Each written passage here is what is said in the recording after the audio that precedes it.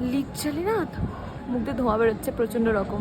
Finally আমি সিমলাতে পৌঁছেই গেলাম, আর এই জায়গাটা দেখার আমার প্রচন্ড রকম ইচ্ছা ছিল। জবে থেকে 3 ইডিয়টস মুভিটা দেখেছিলাম, সেই ইচ্ছাটাও আজকে পূরণ হলো। তার সাথে একটা অথেন্টিক থালি খেয়েছিলাম সিমলাতে গিয়ে, আর সেটাও তোমাদের সাথে আজকে সবটা শেয়ার করব। সারা রাত বাস জার্নি করে ভোরবেলা যখন ঘুমটা ভেঙেছিল, ভোর ঠিক নয় 6টা নাগাদ, তখন দেখি একদম পাহাড়ের ওপর মেঘের মাঝ দিয়ে আমরা যাচ্ছি, খুব ভালো লাগছিল। তারপর ফাইনালি সিমলায় নেমে যাই। যেহেতু প্রথমবার যাচ্ছি আর আগে থেকে কিছুই ঠিক করা ছিল না, সেহেতু একটু প্রবলেম ক্রিয়েট হয়েছিল বাস থেকে নেমে তারপর হোটেল অবধি যাওয়াতে। তবে হোটেলের রুম থেকে একদম ভিউটা দেখতে আমার তো মন ভরে গেছিল। তারপর খেয়েছিলাম গরম গরম ম্যাগি। বিশ্বাস করো সারা রাত সেভাবে কিছুই খাইনি, তোমরা আগের ব্লগে দেখিয়েছো।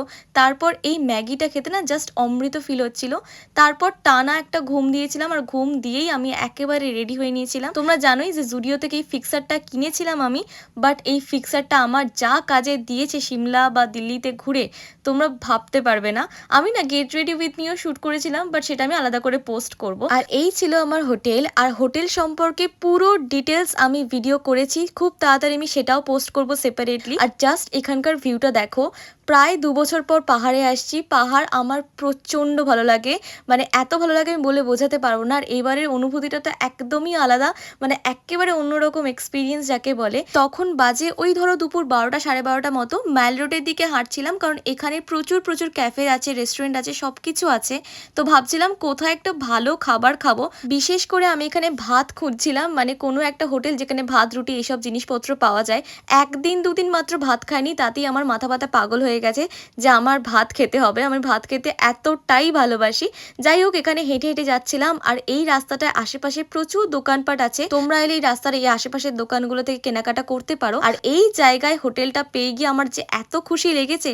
আর তোমরাও ইনস্টাগ্রামে বা ফেসবুকে যে ছবিগুলো দেখেছো আমি খুব সুন্দর পোস্ট করেছিলাম, সেটা এই রেস্টুরেন্টটায় তোলা ছিল। তারপর আমি একটা হিমাচলি থালি অর্ডার করেছিলাম। ওখানে তো সেরকমই রেখেছিল চিকেন হিমাচলি থালি টাইপের কিছু, যেখানে কিছুই ছিল না। রুটি ছিল বাটার লাগানো, তার সাথে ভাত ছিল, আর তার সাথে ছিল চিকেন। আর চিকেনটা ছিল নর্মাল একদম ম্যাগি মশলায় রান্না করা, বাট খিদের মুখে বিশ্বাস করো খুব ভালো লাগছিল টেস্টটা। আমি তো এখানে মানে পেট পুড়ে ভাত খেয়েছি যাকে বলে। তবে এখানে আসার পর একটা প্রবলেম আমার হয়েছে, সেটা হচ্ছে আমি পর্যাপ্ত শীতের জামা আনিনি। নর্মাল দিল্লিতে ঠান্ডা দেখেছিলাম, যার জন্য কম সম জামা এনেছি। আর এখানে ছিল প্রচন্ড রকম ঠান্ডা। তোমরা দেখতেই পাচ্ছ ওয়েদারটা পুরো ক্লাউডি হয়েছিল। তারপরেই চলে আসে ম্যাল রোডে সেই জায়গাটা যেটা দেখার জন্য আমি সব থেকে বেশি এক্সাইটেড ছিলাম। আমি তো খুব এক্সাইটেড ছিলাম এই চার্চটা দেখার জন্য। এই চার্চটা তোমরা 3 ইডিয়টস মুভিটা ডেফিনেটলি দেখে থাকবে। আর তোমরা অনেকে হয়তো সিমলা ঘুরেও নিয়েছো খুব সুন্দর করে, তো তোমরা তো জানবে এই চার্চটা হচ্ছে এখানকার ফেমাস দ্য রিজ বলে এই জায়গাটাকে। জানো তো যবে থেকে সিমলা আসবো এটা ঠিক করেছিলাম, তবে থেকে একটু আধটু গুগল করে ক্যাফে জায়গার নামগুলো জেনে নিয়েছিলাম। তাই জন্য অনেকটা সুবিধা হয়েছিল। এর এই ঠান্ডার মধ্যে আমার আইসক্রিম খেতে ইচ্ছা করেছিল, তাই আমি আইসক্রিম কিনে নিয়েছিলাম। এখানে এখন প্রচুর ঠান্ডা, আর আমি এখন আছি সিমলাতে। আর আমি কি খাচ্ছি? আইসক্রিম। বাপি মা তোমরা থাকলে আমাকে কোনোদিন খেতে দিতে না আমি জানি, বাট স্টিল হয় না, পাখনা গজিয়েছে আমার, তাই খাচ্ছি। চারিদিকে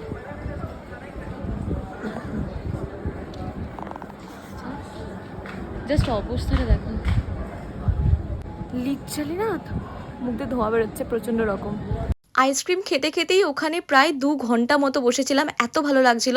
তারপরেও এত বেশি ঠান্ডা ছিল, আর যেহেতু পর্যাপ্ত শীতের জামাকাপড় ছিল না, তাই বেশি হাঁটাচলাও করতে পারছিলাম না, কারণ প্রচুর কাঁপুনি দিচ্ছিল আমার, আর খুব কষ্টও হচ্ছিল। আর এই জায়গাটায় আমি প্রচুর প্রচুর ভিডিও করে নিয়েছি, এত মেমোরিজ ক্রিয়েট করে নিয়েছি যে সব কিছু কম পড়ে যাবে। বাট এই ট্রিপটাকে আমি কখনোই ভুলতে পারবো না। আজকে সবে একদিন, আর সিমলাতে আমি মোটামুটি 2 দিন মতো ছিলাম, তাই খুব বেশি সাইট সিন করা পসিবল হয়নি। বাট অনেক ঘুরে নিয়েছি, অনেক ক্যাফেজ এক্সপ্লোর করে নিয়েছি। সেই সব কিছু ভিডিও আস্তে আস্তে আসছে। আর এই ম্যাল রোডের এখানে একটা মেলাও হচ্ছিল, যেটাতে আমি ঢুকেছিলাম।